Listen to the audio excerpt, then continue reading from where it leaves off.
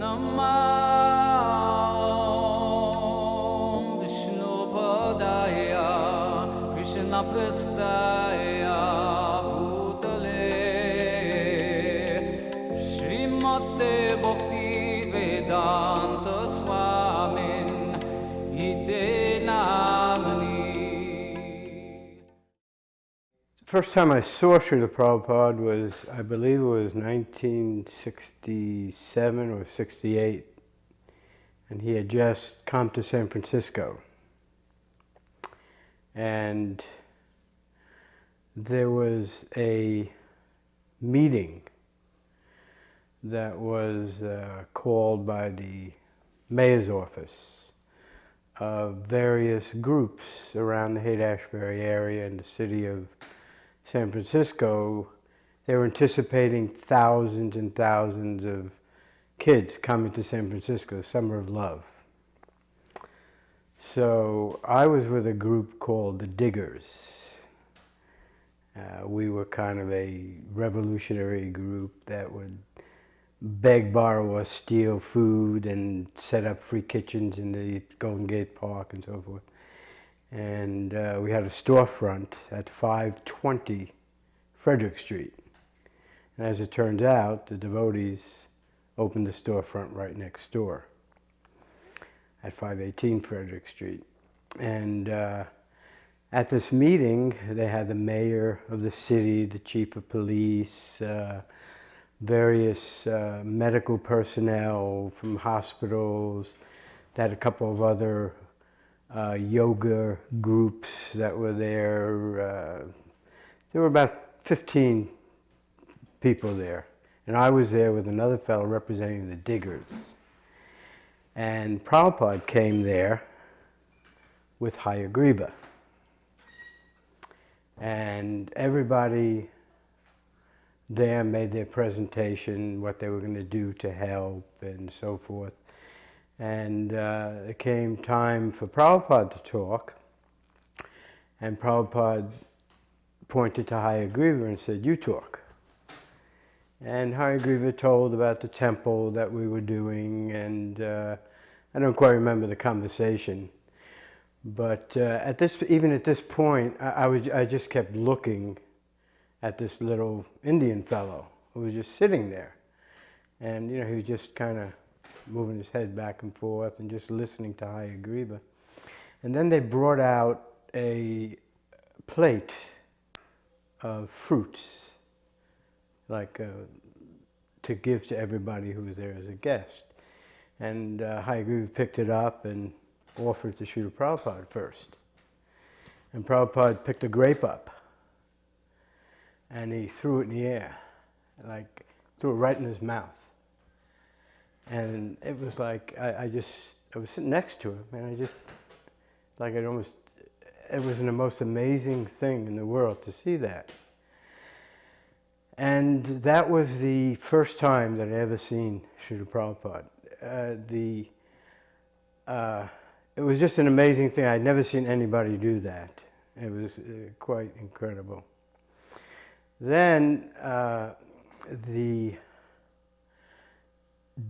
Diggers were invited to go out to there was a gentleman named Lou Gottlieb who had a farm outside, I think in Sausalito, called Morning Star Ranch.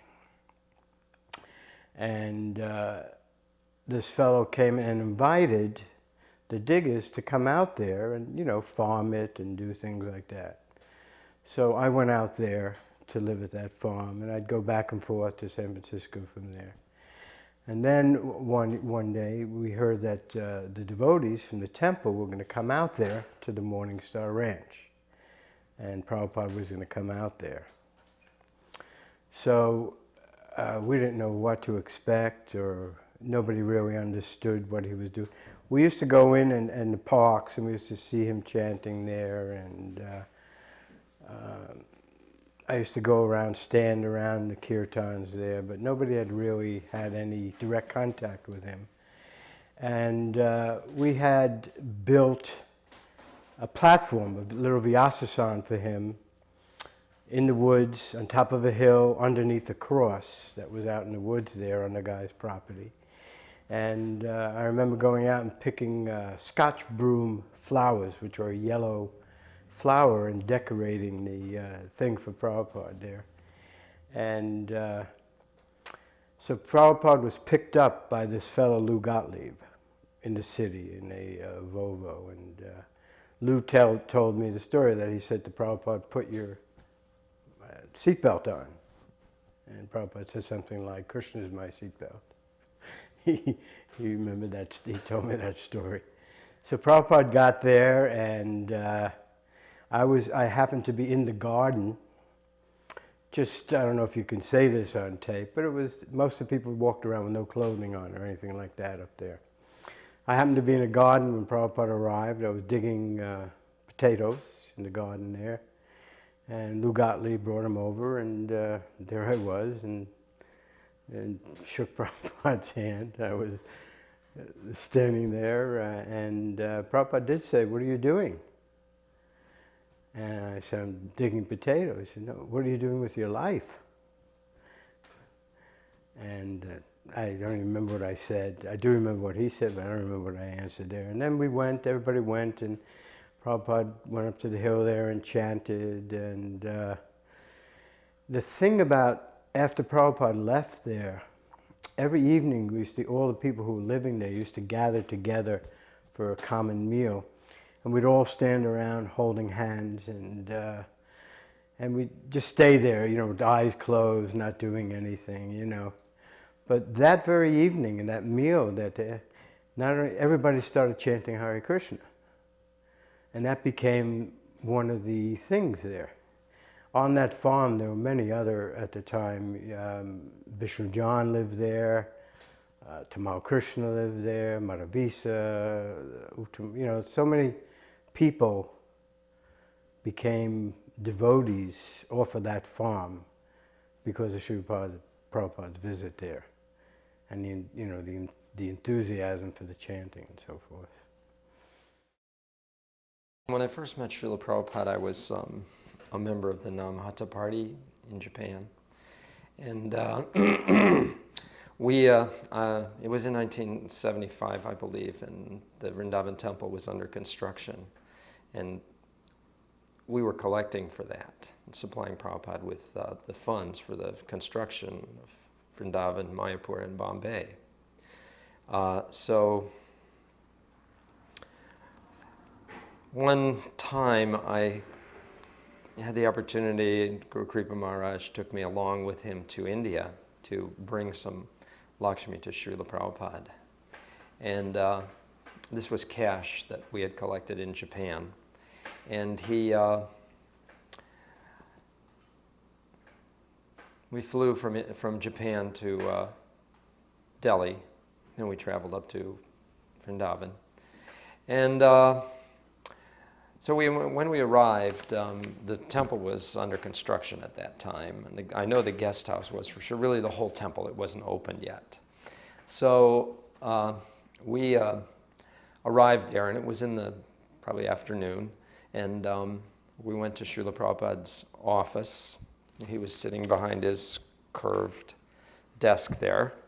And we came in, offered our obeisances to Srila Prabhupada, and then Guru Kripa Maharaj put this briefcase with the money on Srila Prabhupada's desk for him. And I can't remember Prabhupada exactly what happened, Prabhupada opened it or what. At some point anyway, the amount had to be revealed. So Guru Kripa Maharaj said, "There's $108,000 in there, Srila Prabhupada." And Srila Prabhupada said, "Thank you very much. 109 would be better." So when it came to matters of Lakshmi to be engaged in Krishna's service, I think Srila Prabhupada was showing us that auspicious numbers are very auspicious, but more is even more auspicious. And I got to do some service cleaning his apartment, and got a taste of what submissiveness is. He actually demanded submissiveness. Somewhere out of the deep depths of my heart, I guess I came a little bit of submissiveness after many, many years of just being the independent person. So this is what created that faith in Srila Prabhupada, that actually we are servants. And so that solved the problem of who we are, where we are, and decided I never was going to leave. And so from then on, it's just been constant service, because he convinced us that we were servants of the servant, and he was definitely the person to serve, because he had all the answers. And he had the engagement for us, the positive alternative that we didn't have before. I mean, I always thought I was spiritual, but I had no engagement in spiritual life. So Srila Prabhupada was so kind to immediately engage us. I mean, the minute I walked in the temple, can you polish the brass? Can you make a garland? I didn't even know what a garland was. So that's what was so fulfilling. That was the taste, the little nectar that he planted in all of us, is that service to Krishna. And just by being submissive, then you got that nectar. And the more submissive you became, the more dependent you came on Srila Prabhupada, the more nectar you would get. And so that's the most convincing factor that keeps us in the movement, is because Prabhupada has given us so much service to do, and there's still so much more to do. That whole other 50% of our ashram is there waiting for us to do. I don't have I was so raw, or what do I say, innocent or something. I didn't know that it would be okay to go where Prabhupada was giving darshan and actually listen. So I was like someplace else, looking through windows to try to get a glimpse of him. I mean, devotees were kind of funny. Like, I was sitting there, and sometimes I would see devotees, like heads pop up outside the windows of the house. They're trying to get a glimpse of Prabhupada, So one day Arvinda said, yeah, you can go in there. I said, really? So I sat down, and it was just at the end, Prabhupada was speaking, and he was comparing this material world to a dream. He said, isn't it just like a dream? He said, suppose, you have a dream and you think you're the king. You really think you're the king. But when you wake up, what reality is there? So similarly, we have these bodies, we have this identity as American or Indian or whatever. But what is the reality of that thing? And it was finished. This was during the Rath Yatra festival in San Francisco in 1975. So Srila Prabhupada was giving a class about who is eligible for punishment, who is qualified to be punished. And he said, according to someone's mental state and the crime that he has performed, he's brought in front of the magistrate, and then he is judged. And he said that children are not punishable. And so there was a lot of devotees in the audience, and everyone cheered. Children are not punishable. And then he said, women are also not punishable. And everyone cheered even more. And then, all of a sudden, a child cried. And Bahalasva stands up and says, okay, all children out of the temple. And Prabhupada said, no, that's okay. Children are not punishable. So everyone laughed. And then he said, so also women are not punishable, but don't take advantage. And then also everyone laughed. And he said, children are not punishable, women are not punishable, saintly people are not punishable, and old men are not punishable, and cows are not punishable. So he said, in this assembly, no one is punishable. Everybody cheered. That's my big story.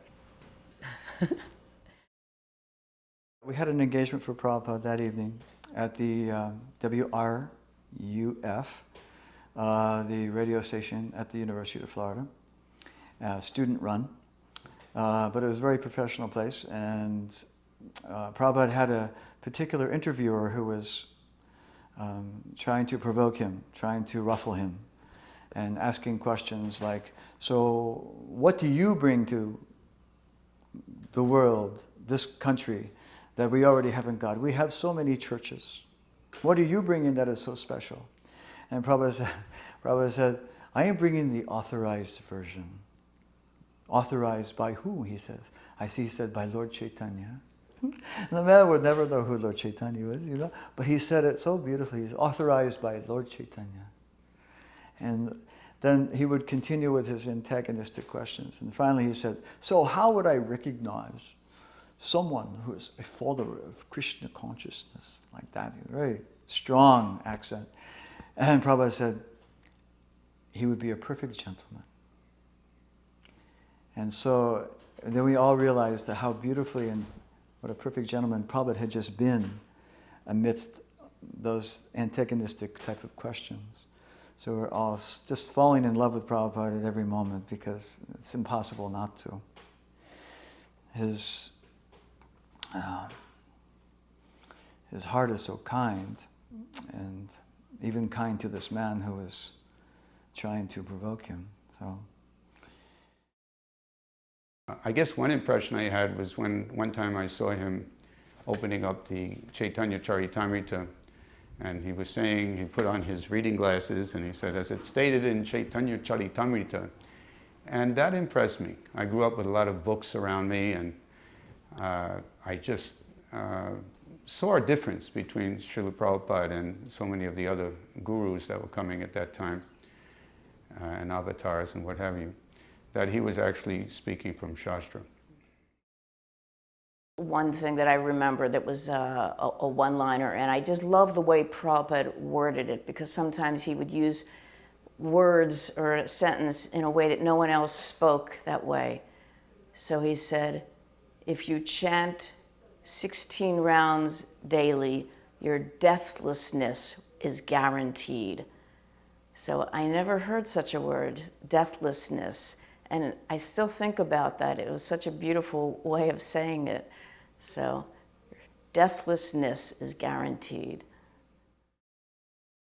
Somewhere in, I don't know when it occurred, but I was with Srila Prabhupada in Delhi. And fortunately I was good friends with Shruti Kirti, so he was always allowing me to get a little close to Srila Prabhupada. And like that same mood that I had had in Dallas, I was always trying to figure out some way to be in a space. So somehow or another, I was helping Shruti Kirti, backing him up, serving Srila Prabhupada, doing some of the errands and running. And then everyone left, and Shruti Kirti said, gave me the bell, you know, so I was the one who, if Prabhupada rang the bell, that I had to go see what he wanted. And I was certainly hoping he wouldn't ring the bell for some reason. It was too intimate or too much responsibility. But anyhow, Prabhupada did ring the bell, and I came and offered my obeisances. And he's standing in a room next to his room, and he's looking at the wall, and there's really nothing on the wall.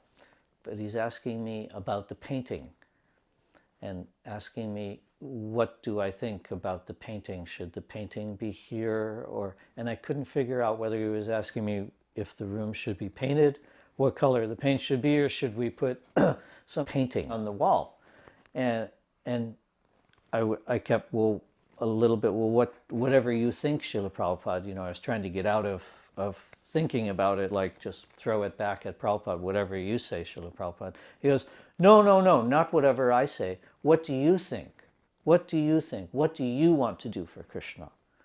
And it was a very instructive moment, you know, and I don't even know what I said at that point, because I still didn't know what he was talking about, so it was incredibly awkward, but I didn't forget that part of it, you know, that he was very keen on having us not just following rules and regulations, but was keen on having us think for ourselves and finding out how we could serve Krishna.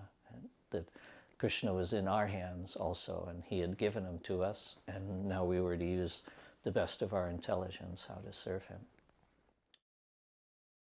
Himavati, she told me one story that they were in India because they went on the first trip with Srila Prabhupada to India, and they were living in tents. And I'm not sure where this was, but they were all living in tents. And Hansatuda refused to sleep with her in a tent. And all the other couples were sleeping together in their tents. So she snuck into Srila Prabhupada's room and slept in his closet. So the next morning, she got up and snuck out and went outside. And she said that day Prabhupada called her into his quarters. He said, Himavati, you cannot sleep in my closet. This will cause rumors. People will think I'm having young girls, my students are sleeping in my room. He said, this is not right. Why are you doing this? Don't you have a tent to stay? She said, yes, but everyone's sleeping with their husbands in their tents, and Hansaduta won't stay with me. So Srila Prabhupada said, okay, I'm going to have a meeting with everyone. And she said he called everybody together, and he said, okay, now you're all going to take sannyas. Yeah. And she said the look on all of their faces was, what? Then he said, sannyas, you sleep separate from your wives. The wives sleep in one tent, and the men sleep in the other. She also told me that she had a cat when she first met Srila Prabhupada. And she said one day Srila Prabhupada came, and he told her maybe she shouldn't have animals. But she said he was so gentle about it, and she was very attached to this cat. But she said one day Srila Prabhupada came to their apartment and just touched the cat with his foot. And she said about 2 days later the cat died. She said it wasn't like he kicked it or anything, but just touched it, nudged it, and the cat left its body. And she said it rid her of all of that attachment. It was just gone with that.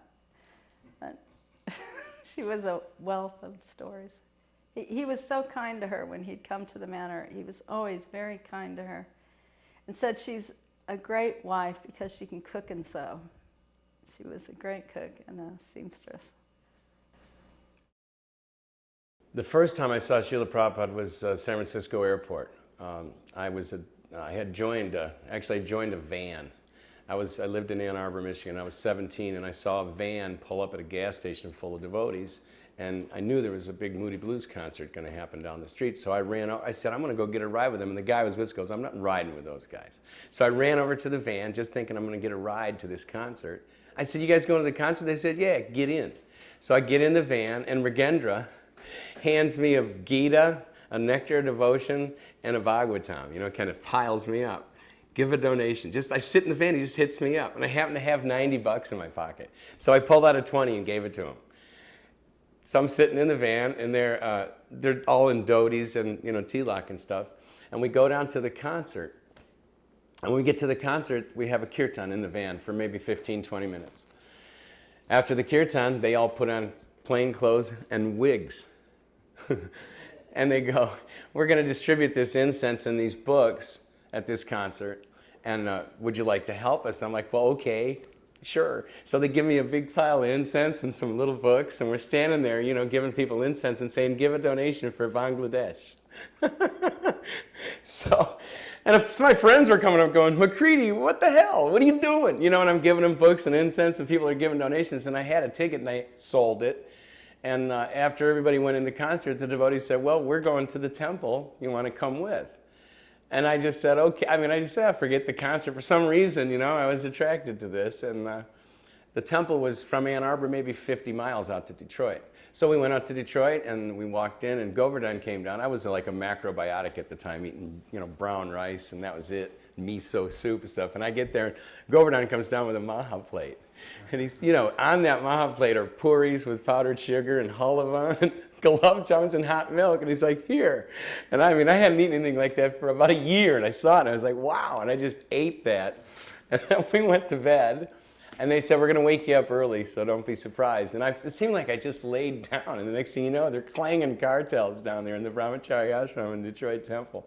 It was down in the basement of the temple. Anyway, so I went to Mangal Artik, and they wrapped me in a dhoti and put some tilak on my head.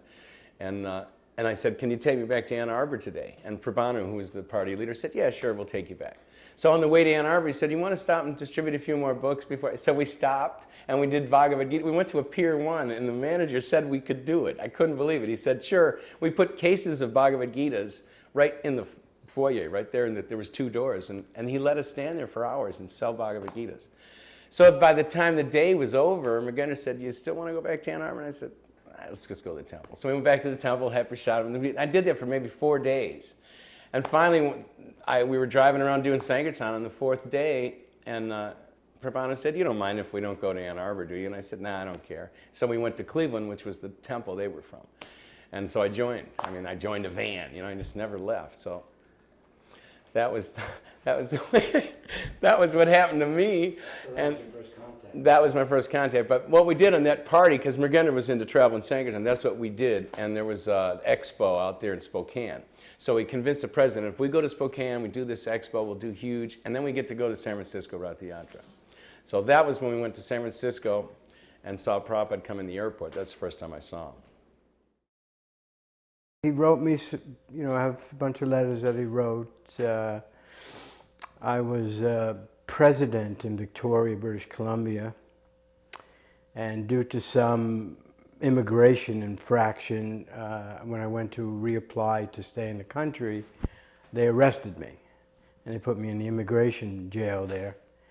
And that very next week, I got a letter from Srila Prabhupada saying, oh, this is, not knowing that I was in jail, said, oh, this is the best thing going, you know, I had written him that we were traveling, distributing books up in Canada at the time. Oh, that is a very good program, that is the best. Sometimes you will run into great difficulties. Talked about the chanting in when the Chankazis stopped the chanting. So I was in jail and not knowing, and so I get this letter saying, good boy. Not that I'm glad to see you in jail, but you're doing the right thing, you know, you're going to get problems like that. First of all, he was listening to Krishna book reading, and it was a story when Krishna and Balaram were being naughty and stealing the butter and yogurt. And he was sitting on a bench, no back or anything like that. And he was really relishing what a rascal Krishna and Balaram were. And then it got to the point where they got chastised. And then they passed urine on the floor. And Prabhupada laughed and he leaned back. And I thought, oh no, he's going to fall off the bench. But he really enjoyed that. You could kind of see his connection with Krishna Balaram. There was a cowherd boy there. And then we heard these doors slamming in the parking lot right next door. And he goes, oh, where's everybody going? And they go, they're going on Sankirtan, Prabhupada. He goes, ah, yes. This is Lord Nityananda's movement, going door to door and getting everyone to chant Hare Krishna. And so Prabhupada was so pleased with Sankirtan. That's always sunk very deeply in my heart. That in Los Angeles, he was always encouraging us to go door to door and to get everyone to chant, everyone we meet. And so that has always imbibed me to see that that's the foremost instruction of Srila Prabhupada, is to chant, be happy, and make others happy. And so that's a big engagement for us, our whole lifetime engagement. I think some of the most important instructions I ever heard from Srila Prabhupada were regarding the chanting of Krishna's holy names. One time I remember in particular was 1977 at the Kumbh Mela. And Srila Prabhupada had been there, and that year was a huge gathering. That was not just the ordinary Mela, that was the Kumbh Mela. Everybody, every yogi in India was there. It was the hugest. And anyway, Srila Prabhupada had been there for some days, and then it came to the time when he was going to leave. And we went to see Srila Prabhupada off, all the devotees who were there, and there were many. So Prabhupada, instead of just going to his car, we received word that we all had to come to a tent that was there, that Srila Prabhupada was there, and he wanted to see us in his tent. So we sat down, and Srila Prabhupada said that it had come to his attention that some devotees were beginning to add the word bhaja to the Hare Krishna mantra, but chanting bhaja Hare Krishna. So Prabhupada told us the Hare Krishna mantra is perfect, and nothing should be added to it. And that he did not want us to add that, bhaja Hare Krishna. Just keep it Hare Krishna, the 16 words of the Hare Krishna mantra that he had taught us. So that was very instructive. The devotees were going to Allahabad to see Prabhupada at the Kumbh Mela. And They were trying to find someone to make rasgullas for Srila Prabhupada. So I said, okay, I'll make them for him. And I made the rasgullas, and they took them, Gaura Hari Prabhu took them to India to give to Srila Prabhupada. And I never found out what happened. And a while later, I found out that Srila Prabhupada, he ate one of the rasgullas, and he passed them around. He said, even the Queen of England could not eat rasgullas made in London, brought here to India. Which was nice. In that place, just simple experiences, and some of them may seem mundane, but just nothing is mundane with Prabhupada. For example, in the house there, one time Prabhupada was in the bathroom, came out of the bathroom, and I didn't know he was in there, so I needed to use the bathroom. And all of a sudden the door opens, and there's, A.C. Bhaktivedanta Swami Prabhupada, Jagat Guru. And, whoa, what do I do? There's no place to offer obeisances. I don't know what to do. And Prabhupada, Jai. That's all he said. And then, you may remember a section of the Bhagavatam, Jada Yoga, Rishabh Dev, that he does this thing where he, lie down in his own stool and his own urine because it's like lotus flowers. It smells like lotus flowers because he's so pure.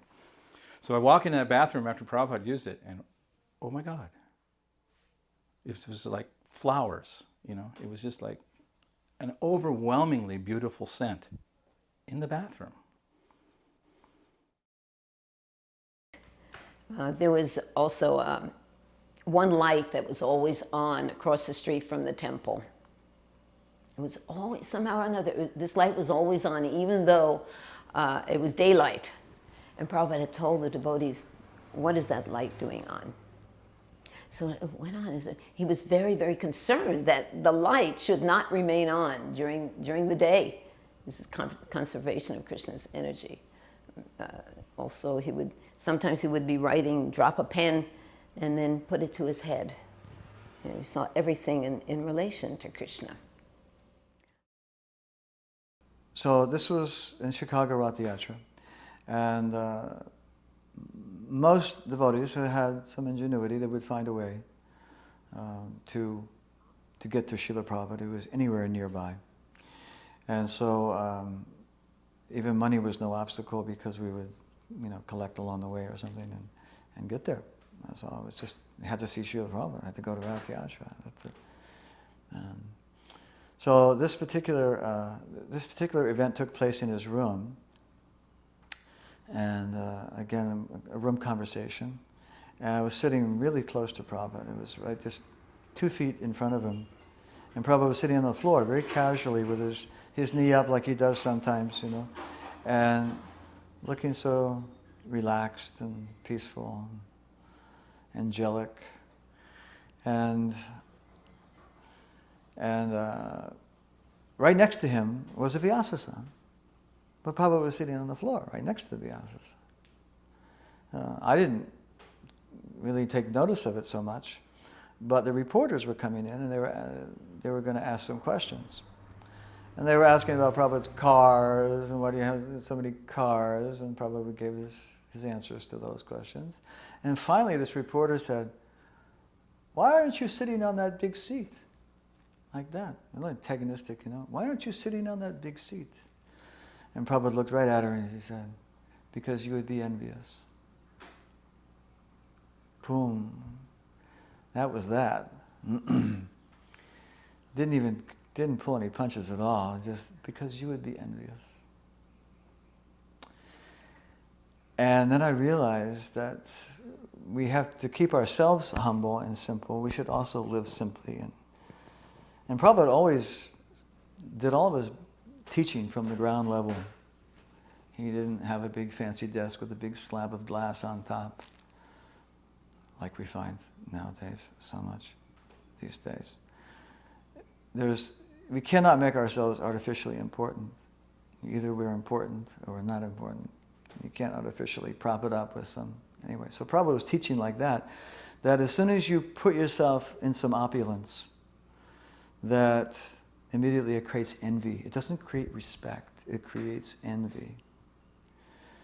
And so, another very, very strong lesson right there, and which should be considered every time we think that we're important. So, because Prabhupada always remained the most perfect, humble person throughout whenever he did anything. The most brilliant, articulate, celestial being that ever came to this dark planet. There was one encounter which was, we can call a silent one, in a group, with no direct interaction. Actually, there was direct interaction through prasadam. It was the well-known ceremony of Prabhupada cutting the apple and distributing an apple slice to everybody. And at a certain point, I was really down and out and living on the street, or even if I was still in my apartment at that time, I had no money. And that one slice of apple was both materially and spiritually very gratifying. It was unusually tasty for just an apple slice. And you can see the Swami cutting the apple, taking one in his special way, for us very special. And then immediately after we all took our little taste of apple, a basket came around and everyone would throw in a dime or a quarter or something like that. I didn't have any money, but they let me take the apple. So the principle there, of course, is the principle of prasadam. How Srila Prabhupada would humbly, even at the very beginning, fulfill his duty of giving us Krishna's mercy in the form of prasadam. Little did we know that in this case it was Maha prasadam. So there's a few remembrances I have that are one-liners that deeply impressed me and have stuck with me throughout the years. Prabhupada said that there are 3 ways to transcend this body. He said by chanting, by dancing, and by playing a musical instrument. So in the past 30-some years, I have factually experienced that. The chanting, obviously, we could get ecstatic and forget everything and just absorb in that. Well, since I've been here in Florida, and sometimes the temperature, you just can't even imagine in the summertime, dancing in ecstasy, and you feel like you're about to leave your body or fall over, and all of a sudden, you go in for another hour dancing like a crazy person, and you completely forget all your bodily pains. And I think about that when Prabhupada said that, because it's actually, you can transcend your body because it's a spiritual activity. And many a times I was leading kirtan playing the mridanga, and after about an hour my arms felt like jello and my mind was screaming, I can't go any further. And all of a sudden I went off to this, absorbed in the chanting, and went on for another hour completely oblivious, not even feeling any pain. And I remember those instructions that Prabhupada said, so I've experienced them all. So before I'm going to Africa, Brahmananda, Tamal Krishna, Srila Prabhupada, and Shruti Kirti are living in a house right near the Bombay temple. And Brahmananda asked me to come and live there too, so that I can help more or less be a sannyasi servant and also back up Shruti Kirti. So I'm doing all the shopping for the house and the laundry for everyone, and maybe taking Prabhupada's plate away, washing the dishes. It was a really wonderful engagement. It was like it was like just living in the spiritual master's house with a few devotees and being engaged all the time. And then in the evening there'd be programs. And one time I was asked to arrange a car for Srila Prabhupada. So I don't know who or what I did, but I found somebody to bring a car. And the person shows up with the car, and it's an American lowrider car, just this really honky thing, And Tamal Krishna's looking at me like, oh, you're toast here. This is really bad. Anyhow, Prabhupada doesn't bat an eye, gets in the car and rides to the temple, and there's a kind of a young, hip Bombay guy driving the car. It was his car, and it was quite fine. Then another car experience, I'm walking to get into the car with Srila Prabhupada, and I'm carrying his bags. I think it's just me and Shruti Kirti. And Prabhupada steps into the car, and as he's getting in, just as he's sitting down, he goes, Shri Krishna Chaitanya Prabhu Nityananda, Shri Advaita Gadadhar Shri Vasadi Gaur Bhaktavrinda. And it was literally as if the universe had stopped. Everything became so thick and heavy.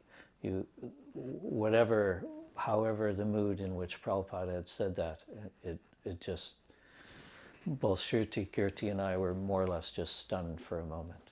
So just a very simple memory of something. And another time, he was so sweet to the women.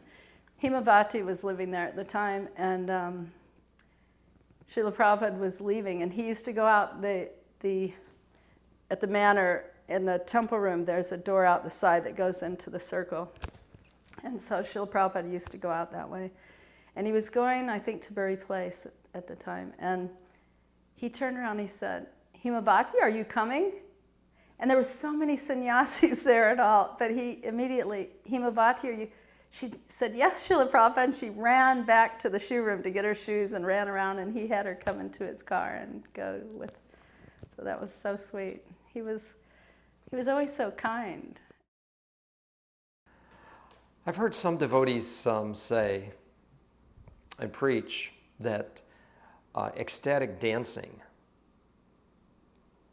wild, is not the right way to perform kirtan. That, the Prabhupada step is the ideal way, but that to go wild and dance like madmen is not acceptable. Well, I can tell you 2 incidents that definitely prove to me that that was not the case. In our Sankirtan party, the Namhata, we used to do some pretty wild dancing in kirtans, including the hot step, the hot foot, in which we just, just step it so hard, and just many crazy whirling around and swinging each other around and everything. So when we were in Hawaii with Srila Prabhupada, there was a big kirtan one evening. And I remember Yasodanandan Swami, he could jump like a mile high as he pounded his mridanga, almost in the dust. It was so hard. He was leaping so high. And the devotees were all, especially the Namhata devotees and all the Hawaii devotees, were dancing like madmen in that kirtan. And Srila Prabhupada was on his Vyasa-san there for it. So at the end of the kirtan, Srila Prabhupada began to say the Jayom prayers. And when he got to all glories to the assembled devotees, he changed it. All glories to the assembled dancers. All glories to the assembled dancers. Like that.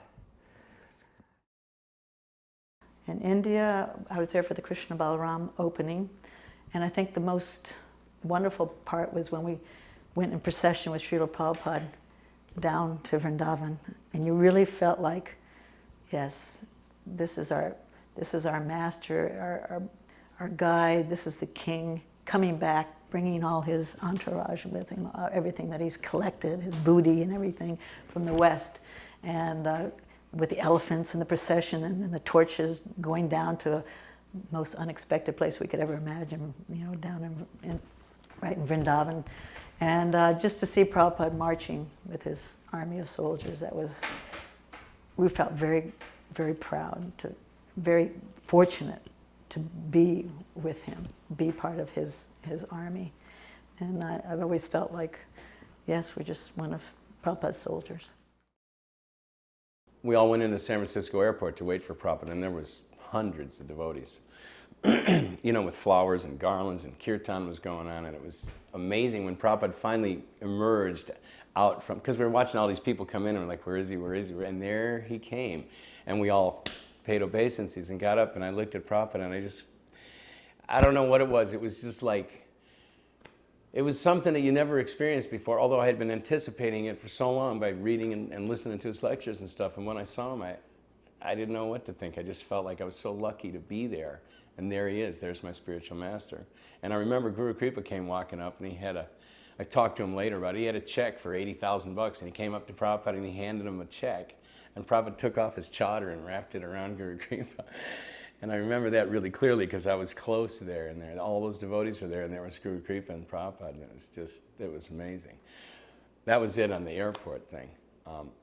At the Ratha Yatra parade, Mrigendra said, don't just go and chant and dance, distribute books, you know. So we were out distributing books in front of the cart.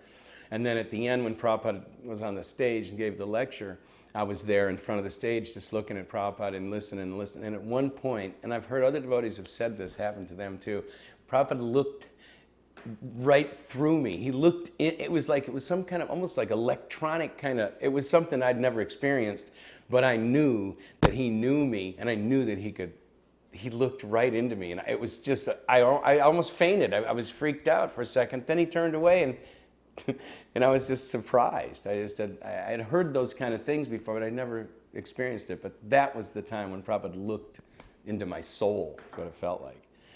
And that was a really nice thing.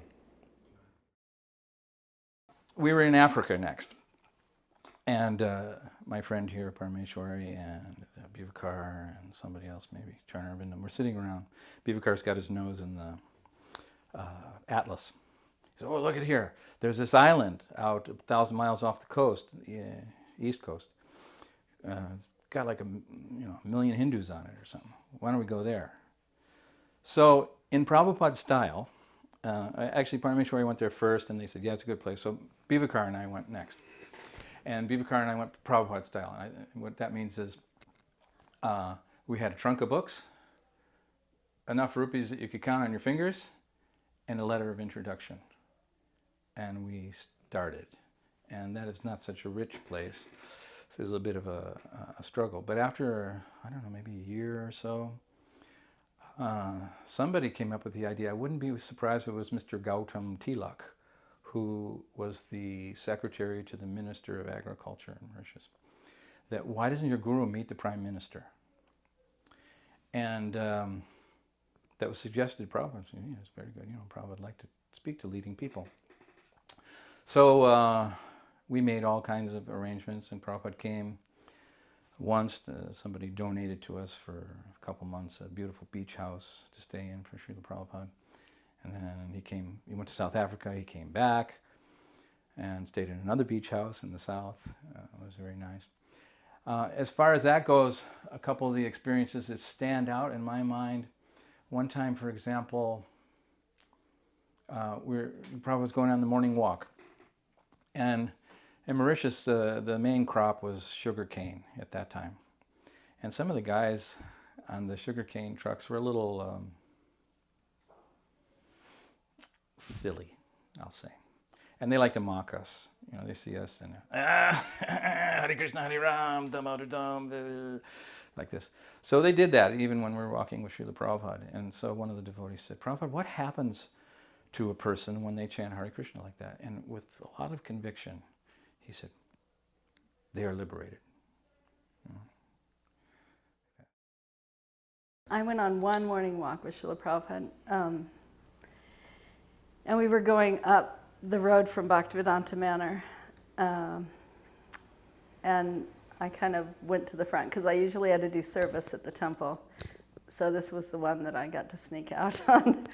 And Srila Prabhupada was talking about Krishna. Somebody said to Prabhupada, oh, Srila Prabhupada, why, we hear that in Vrindavan, they were all dressed in so many stones and jewels, and how did they do that without mining?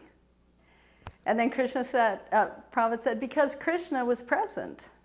He said, then Mother Earth wanted to give.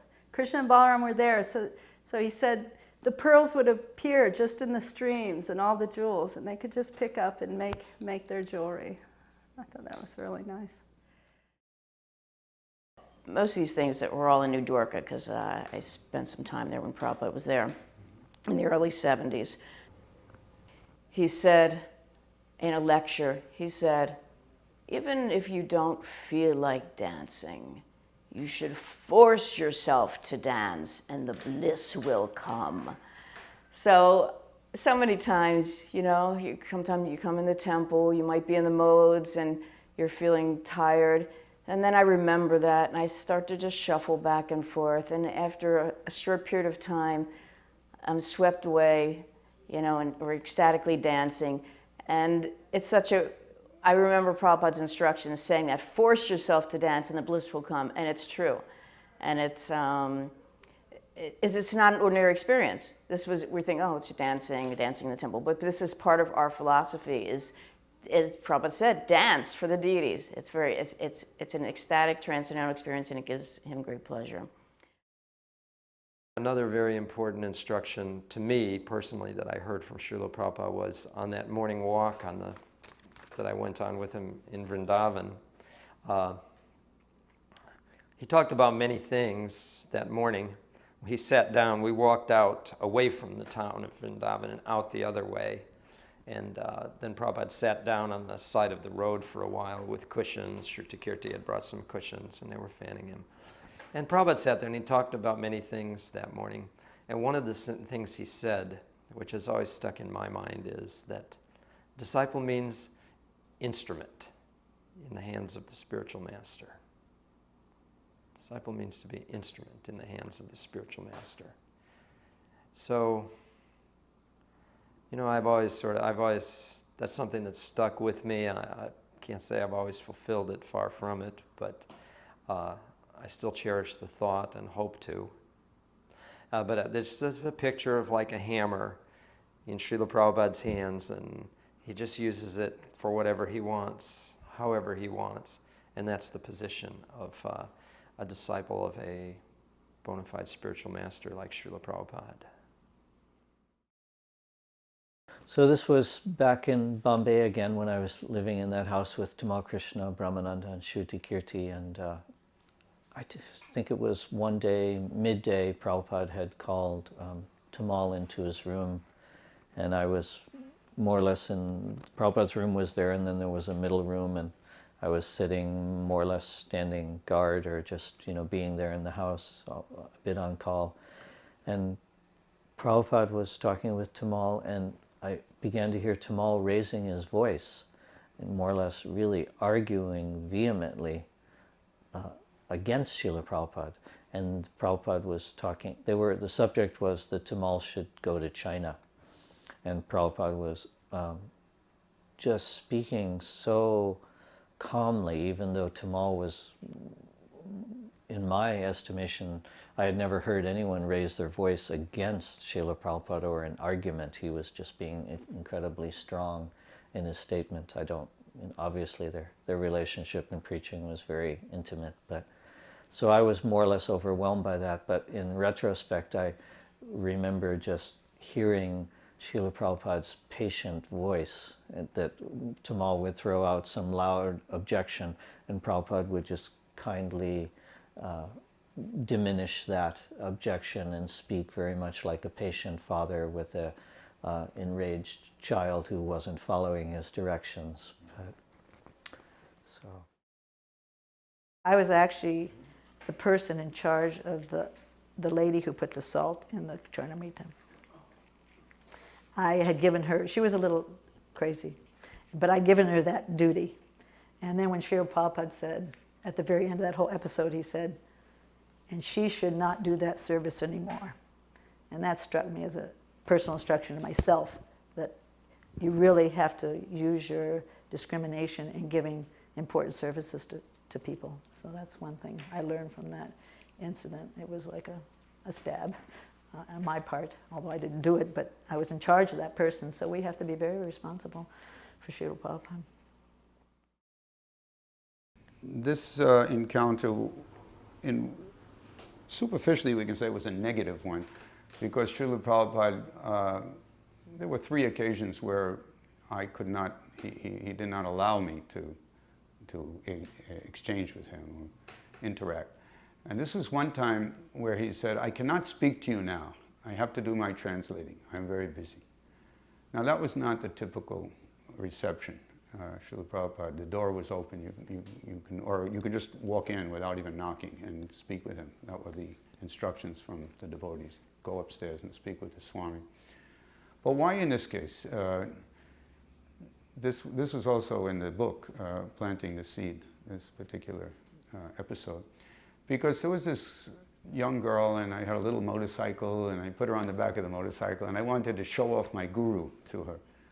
So I guess the principle here is tasmad gurum prapadyeta jigyasur shrayottama. In other words, there has to be at least some bit of sincerity in your approach. If you're trying to impress someone else by showing them off your guru, then the guru is not going to become your plaything.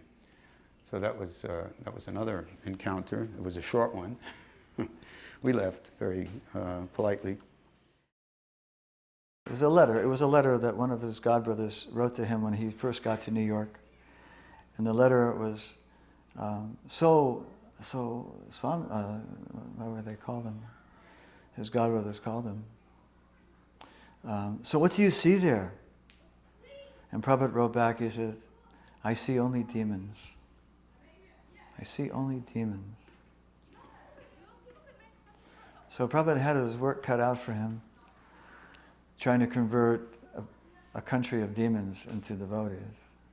I see only demons. So this is the greatest miracle that Prabhupada said, well, you show me a miracle. And Prabhupada said, yes, these boys and girls are all miracles. They have given up all this material life and they become nice devotees of Krishna. This is the most amazing thing. One time we were cooking for Srila Prabhupada, and Mandakini was in charge of the cooking, and I was just helping her. And she sent up prasadam, and Prabhupada sent his servant back down and said, taste it before you send it up. I thought that was funny. We were all laughing. In Mauritius, well, really there were only 3 of us, and when Prabhupada came, I think Pushta Krishna, at that time Swami, came up from South Africa, and Harikesh came, and who was it? Back to Godhead, Bhugarba, was that his name? Bhargava came, and a couple others came. So there's still only 9 of us. So we got to do, all of Prabhupada's services.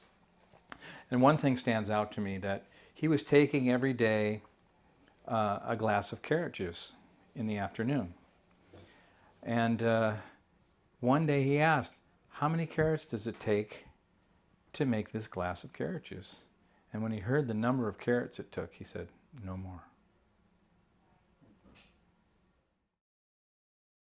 Well, one time I was in Mayapur.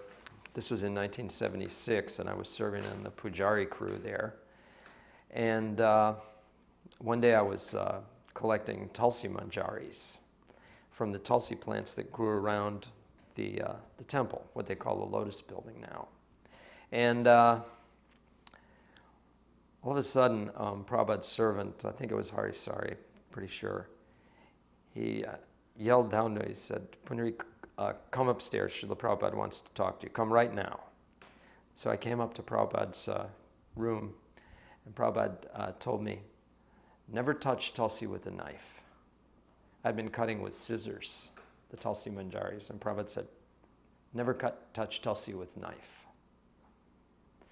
So you're supposed to pick by hand the Tulsi manjaris and never a knife. So whoever's engaged in Tulsi worship should really know this.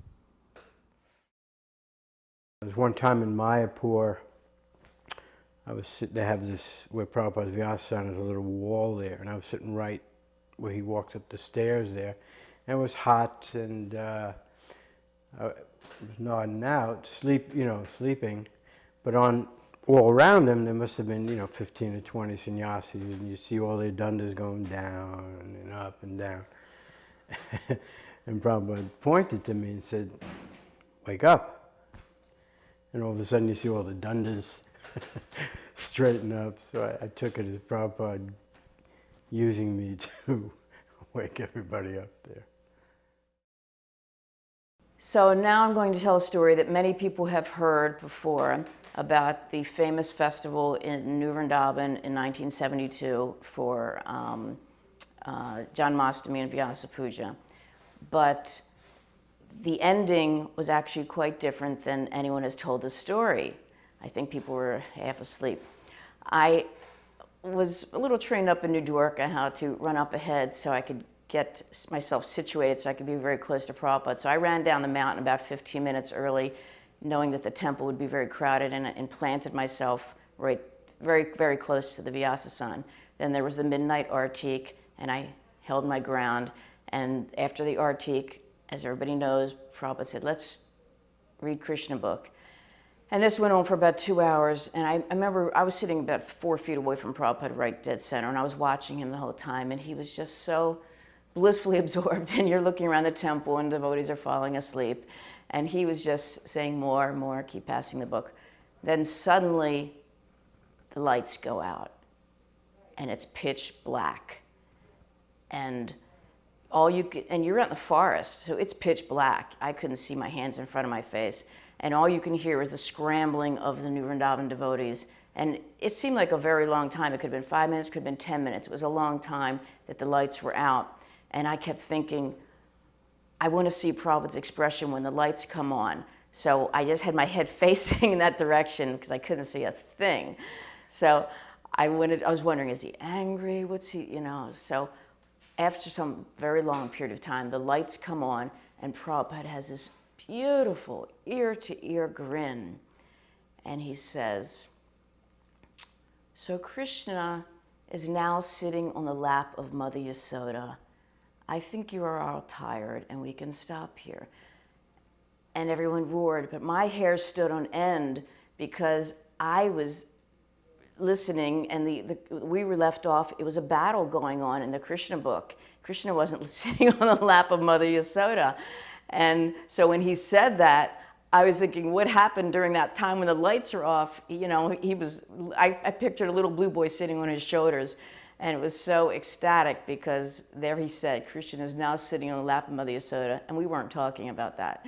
So I wanted to share that because no one had seemed to mention that. And to me, it was the most significant thing that here Prabhupada's seeing Krishna sitting on the lap of Mother Yasoda. And it was so ecstatic, and he was so happy.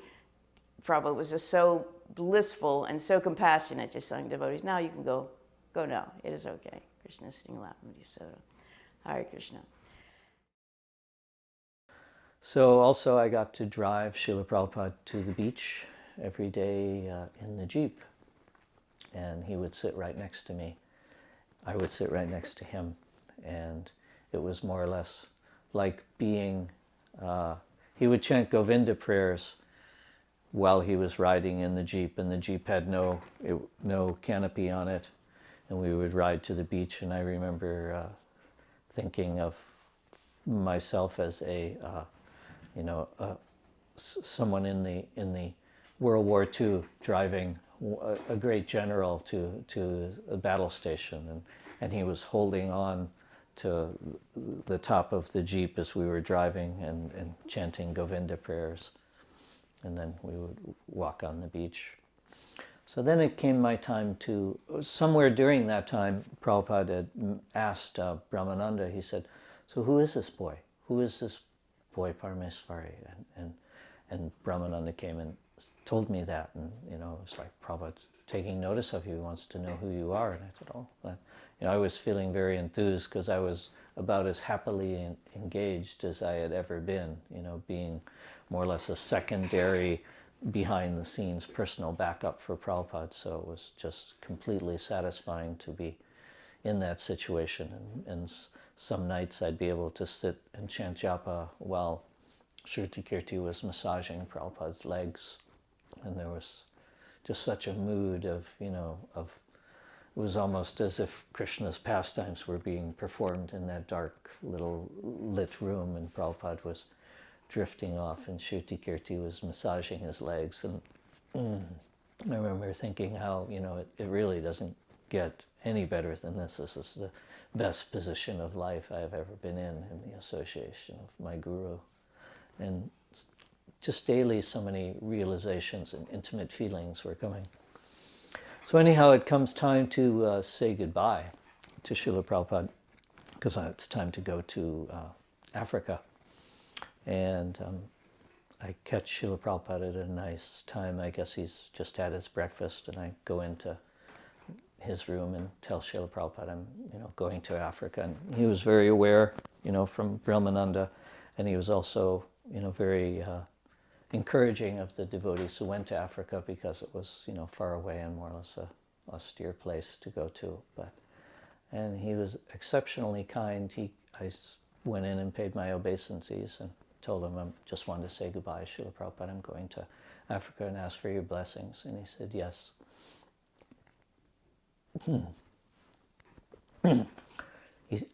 He said, may Krishna give you all his blessings. You are a very nice devotee. You serve Krishna very nicely. I said, here, take my garland. And he gave me his garland, and then he gave me a glass of orange juice and looked at me and said, Hare Krishna, and sent me on my way. So I went out of there more or less feeling like my whole life was successful. That certainly his benediction is there all the time, but when you get it or get that intimate feeling and kindness, it was, it was very overwhelming. Really sweet experience. So after wandering around all night, I happened to bop into the temple just in time for Srimad Bhagavatam class. And when I appeared at the door, Srila Prabhupada already knew me. He already knew that I had certain problems, besides birth, death, disease, and old age, and more immediate, unpredictable tendencies. So when I showed up at the door, he stared at me, or almost glared at me, and he knew me by my first name, which was L-O-N. So he said, Lon, did you take LSD? He really put it to me. So I said, no, Swamiji. I wasn't exactly lying because I hadn't taken it for a while, but this was still going on, the effect of the last overdose. And then he was looking at me. If I remember correctly, the class came to a stop, at least temporarily. And he watched as I made my way right to his asana. And I was so intoxicated that every time I put my foot on the floor was moving away from me. So I was walking in a very unusual way. And he was seriously studying my every move. And he held peace until I landed, so to speak, right in front of him. And I kept my silence and I behaved myself. And the class went on. So there's a lot of principle there. Again, skillful means and devotional service is a razor's edge. From the point of view of Prabhupada, what should I do with this boy? He may disturb the whole class. At the same time, he's a spirit soul. He's part of Krishna. This is Srimad Bhagavatam. He needs to hear it. So giving the benefit of the doubt, step by step, he let me come to him and tolerate it and then went on with the class. So that was, again, this kind of appreciation wasn't something I was able to have on site, but as the years went by, I was able to understand. I hope I'm understanding it correctly. This was in New Vrindavan on a morning walk, and Prabhupada was walking. There's quite a few devotees, and devotees were talking about this and that, and I was kind of walking in the background a little bit. But the main topic that everybody really wanted to talk about was the war, because at that time Prabhupada said there was certain to be war, because they have made all these weapons, they will use them. And so, being young in our young bodies, we were eager to protect them and find out ways to try to avoid getting the bombs dropped on us. So farm projects were springing up everywhere like that. It was that time.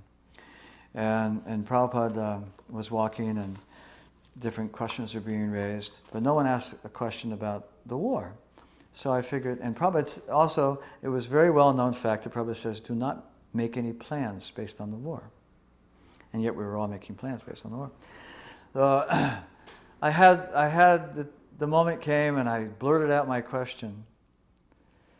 And I asked a question about the war. And Prabhupada did not say a word. And it was like being crushed by a mountain. And all the devotees looked at me like, why you ask a stupid question like that? Prabhupada doesn't want to do that. That's what was in their faces, you know. And Prabhupada never answered the question. I just felt so, why did I ask that question, you know? Prabhupada, we already know that Prabhupada says don't make any plans based on the war. Why am I repeating another question about the war? So it was very instructional. I never mentioned the war again, not to anyone. That topic was finished in my life. So that's how that was instructional. So. And one time I got in big trouble. This was in Mayapur, and probably many of you devotees that hear this now, you're going to blame me for it if you never knew the true cause. But it was sugarcane season. They were harvesting the sugarcane, and all the devotees were getting pieces of sugarcane and chew on them, you know, enjoying the sweetness of the sugarcane. And I had chewed on some, and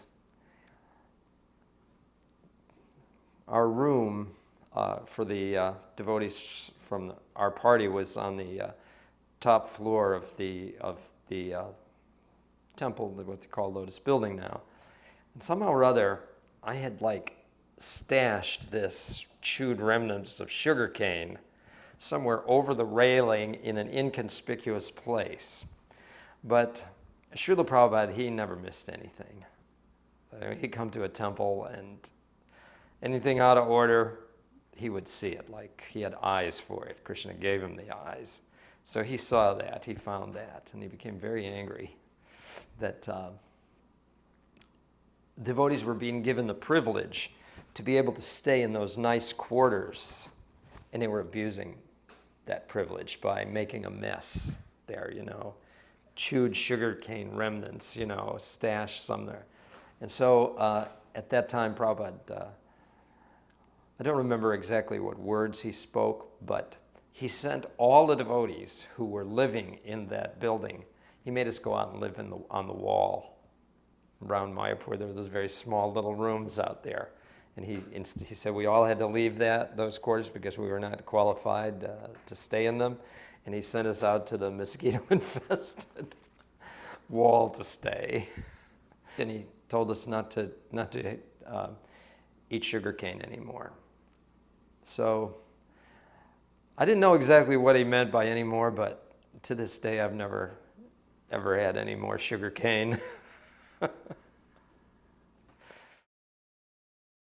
Brahmananda had gone back to India for a program, and during that time, somehow or another, Prabhanu was there, and we had been collecting a lot, and I got to pay for the whole temple with our collections, and Prabhupada had written me a letter saying that he had always wanted the temple to be paid for, and that I had done that in Brahmananda's absence, and he was very grateful for that, and that this preaching work to the African devotees is the most important preaching in the world, and we must continue to do this. You know. So having gone to Africa after receiving that garland and blessing from Prabhupada and just the personal contact, I was probably as fired up in my own personal preaching as I had ever been, because and everything was falling into place. I was extremely successful in dealing with Indians, and it was just very inspired. So for a great length of time, that enthusiasm was there. But gradually it did wane, and I had my difficulties in Africa. And one of them was that I had misappropriated some funds and bought this Rolex watch. And I actually bought it for myself. It was one with a striped gold string down it with a gold around it. Anyhow, so I go to India, and I'm feeling really mortified that I've done this. You know, I'm a brahmachari, and watches were kind of like the thing that you could be attached to or something. It was, even though it's bogus, still everybody had watches. So anyhow, I on my going back to India, I've decided I want to give this to Srila Prabhupada.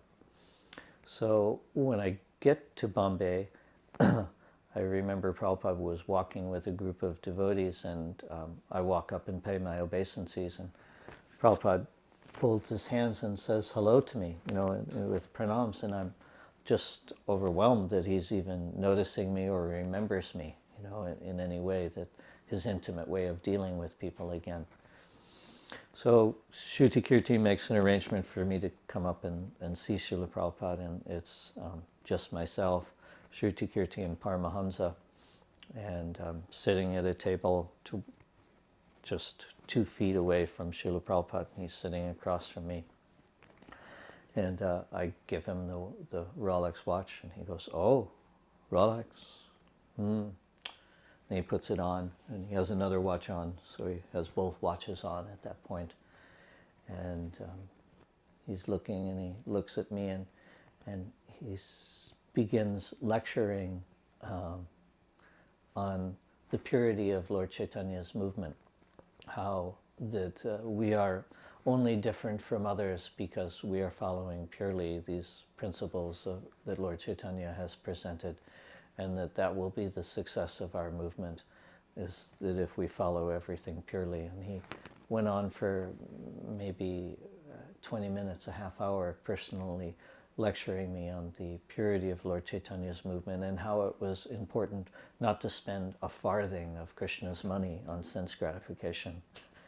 And, you know, I felt from the very beginning he had seen all the way through me and knew that I had got this for myself, and this was my act of patrician redemption, giving it to him. But he was just extremely gracious and warm and strict all at the same time, you know, and Shruti Kirti and Paramahamsa were more or less amazed at the talk too. It was just, you know, that he had taken so much time, and so I got to pay my obeisances and leave. And I think that was pretty much the last time I really had personal contact with Srila Prabhupada.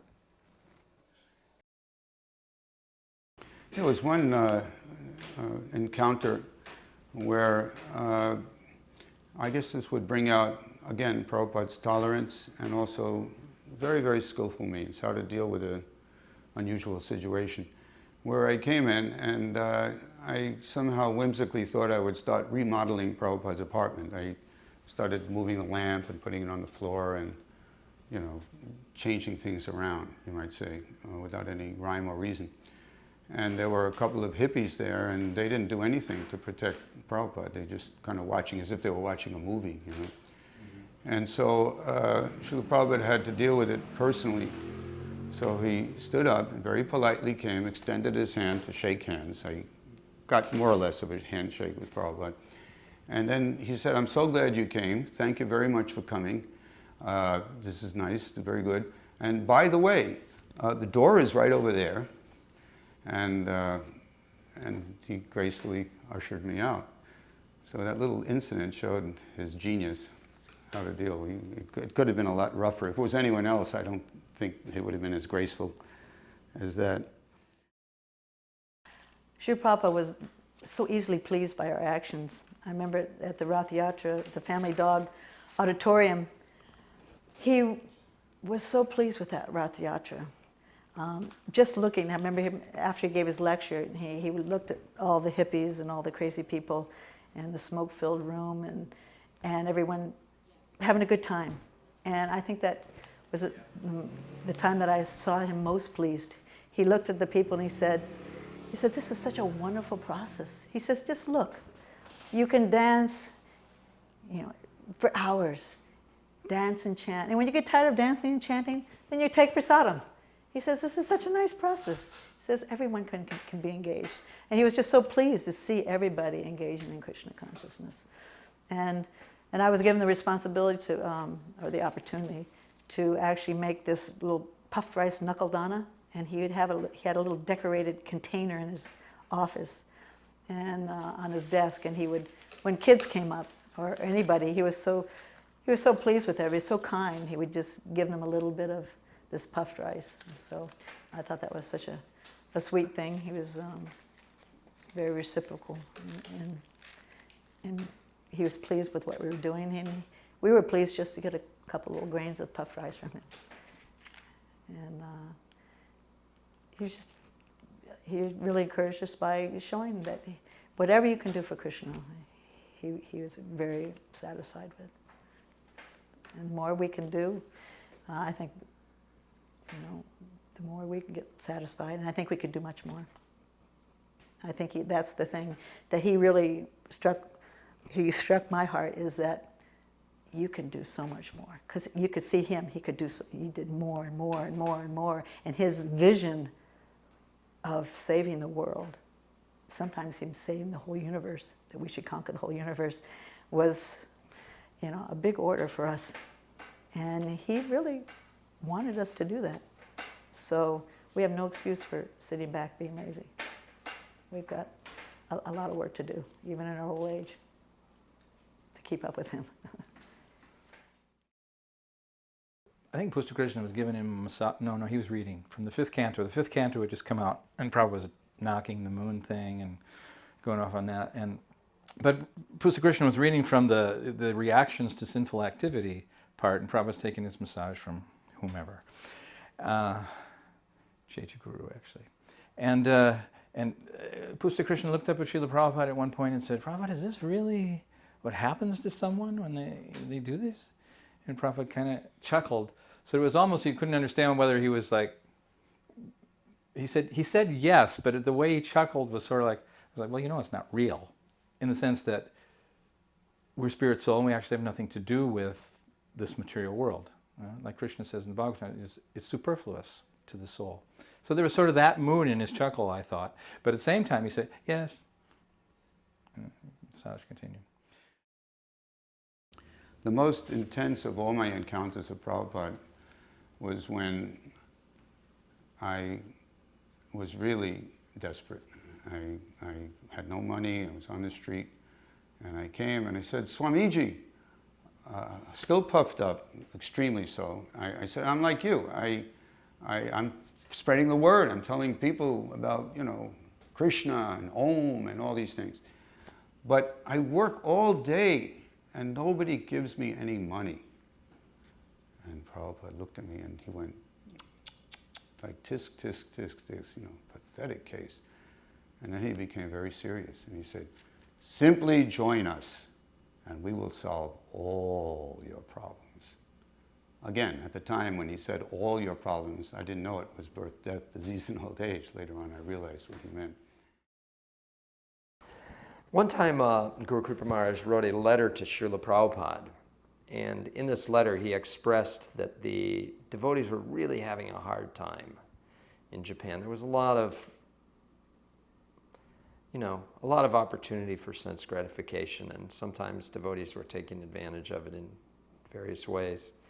And so Prabhupada wrote a letter, and in it he stated that the devotees are really struggling to do this collection here. And he was, I believe what he was trying to put across to Srila Prabhupada is, can we get out of here?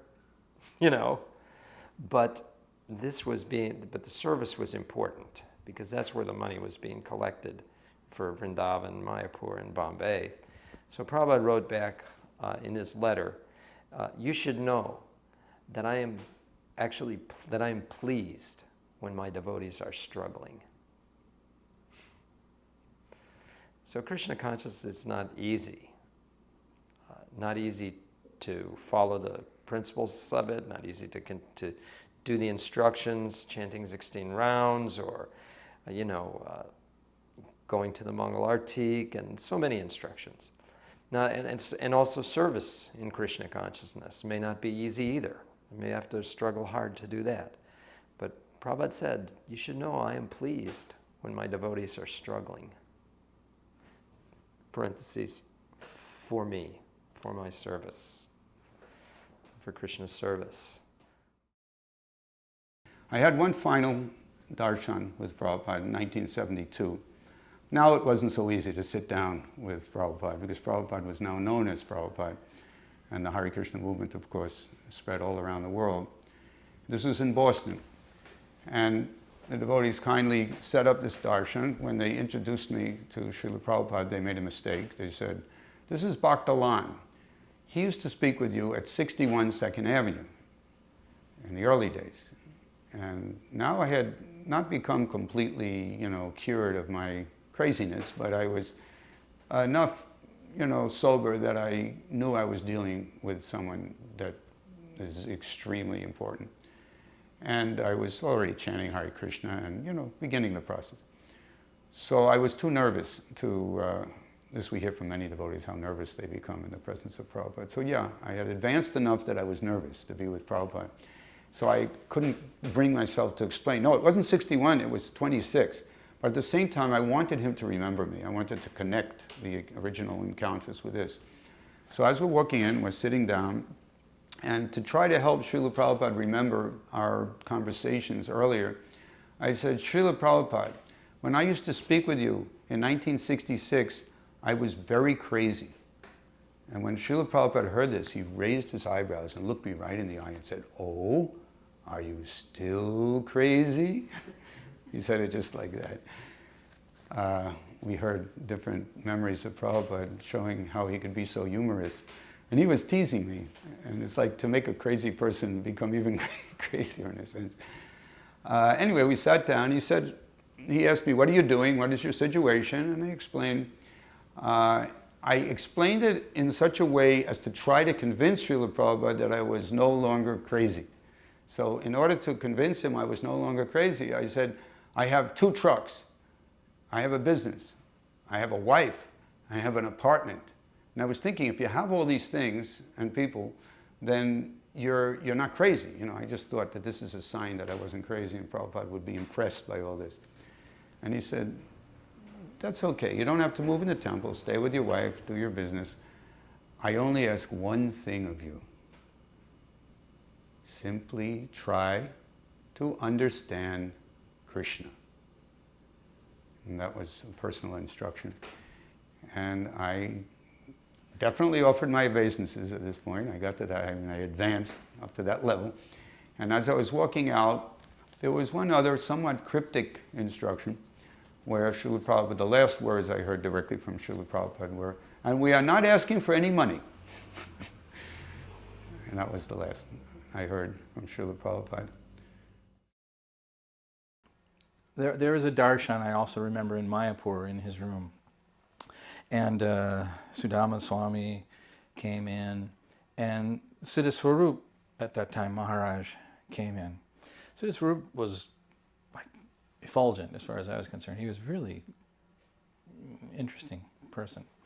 But there was some, I don't know, I'll say politics, going on between him and some of the bigger other sannyasis, GPC, whatever.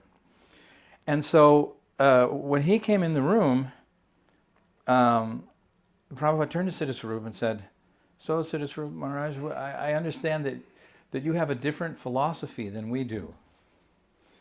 And Siddha Swarup, well, Prabhupada, he said, isn't it, Sudama? Sudama kind of hangs his head. I don't want to get involved in this. And then Siddha Swarup said, well, Prabhupada, sometimes I preach to the householders that they should live outside the temple and have their own independent thing. Prabhupada said, yes, that's a very good idea. That's a good idea. And then he said, Siddha Swarup said, Prabhupada, you know, sometimes I just don't feel qualified. Prabhupada cut him off. And he said, qualified or unqualified, I love you. I was like, I mean, the way you said it was just, and I'd never met Siddha Swarup before, and then I talked to him privately later and heard a little bit about some of the stuff, but I just thought that was just the most liberal and affectionate statement that could come out of anybody's mouth, especially such an elevated personality. Qualified or unqualified, I love you. Then I remember when Srila Prabhupada left, we were in Los Angeles, and there was a big, big celebration. Devotees were totally confused, but we somehow or another put on a huge celebration that went on all day long. And at that time also my parents had come to the temple. Somehow or another they came from New York to visit at that time. And my mother was in the temple all day through all of the festivities and stood and just watched the whole thing. And when my father heard that Prabhupada had left, he said, oh, the old man died? And Prabhupada affected everybody so deeply. His kindness is the kindness of Krishna. He saw the soul in all living beings. Everybody, all his disciples have felt that glance of Srila Prabhupada that just pierces through all of the inartas and bodily identification. So his kindness is what carries us all. And hopefully it will carry us all back to his lotus feet. Thank you. Je anilo premadana Karuna prachu